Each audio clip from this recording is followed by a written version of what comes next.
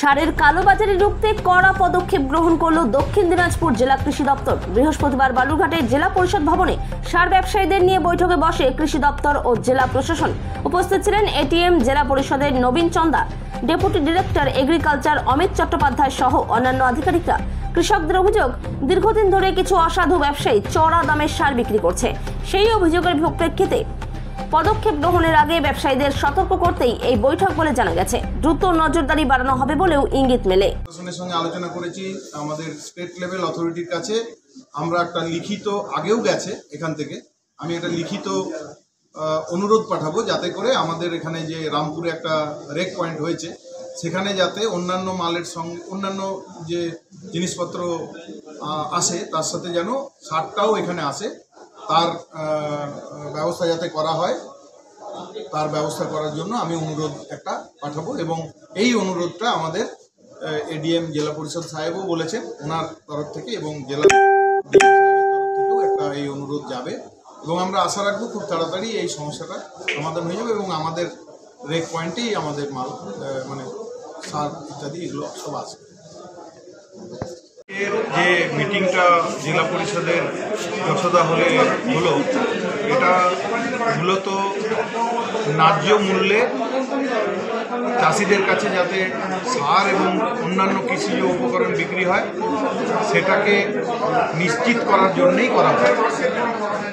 এই সার বেশি দামে বিক্রি হওয়ার বহুবিধ কারণ এখানে যারা পার্টিসিপেন্টস তারা আলোচনা করলেন, যারা মিটিংয়ে অংশগ্রহণ করলেন আলোচনা করলেন। এখানে ছিল ফার্টিলাইজার কোম্পানির অফিসারেরা যারা মালটা নিয়ে আসছেন এবং দিচ্ছেন। এখানে ছিল আমাদের জেলার বড় বড় ডিস্ট্রিবিউটারেরা যারা কোম্পানি থেকে ডাইরেক্ট মালটা তুলছেন। এখানে ছিল হোলসেলাররা যারা আর কি মালটা ডিস্ট্রিবিউটারের থেকে রিসিভ করেন। এখানে ছিল রিটেলারদের, প্রত্যেকে না প্রতিনিধি ছিল, কারণ রিটেলার অনেক সংখ্যা বেশি, অল্প জায়গায় আমরা দিতে পারিনি। তো সবার নিজস্ব যা তার সমস্যা সেই কথাগুলো তারা বললেন। আমাদের জেলা পরিষদের এডিএম স্যার ছিলেন, উনি আমাদের জেলার কৃষি বিষয়ক ব্যাপারটা দেখেন।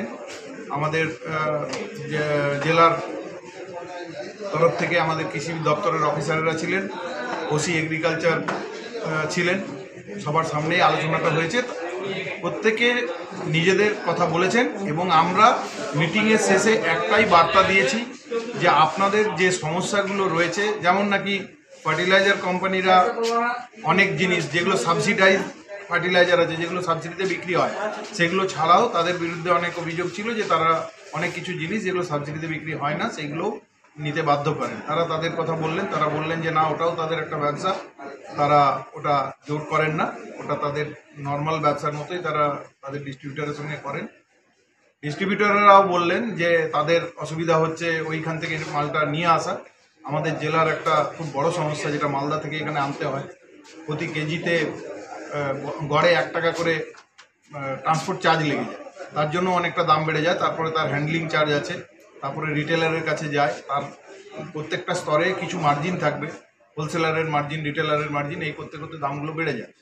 তো আমাদের তরফ থেকে পরিষ্কার বার্তা আমরা দিয়েছি প্রশাসনের তরফ থেকে যে এই যে সমস্যাগুলো আছে এগুলোকে আপনারাই আলোচনা করে মিটিয়ে নিন।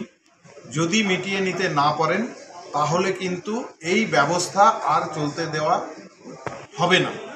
ভবিষ্যতে এটা একটা এসেনশিয়াল কমোডিটি, এটা অত্যাবশ্যকীয় পণ্য, সেই আইনে পড়ে।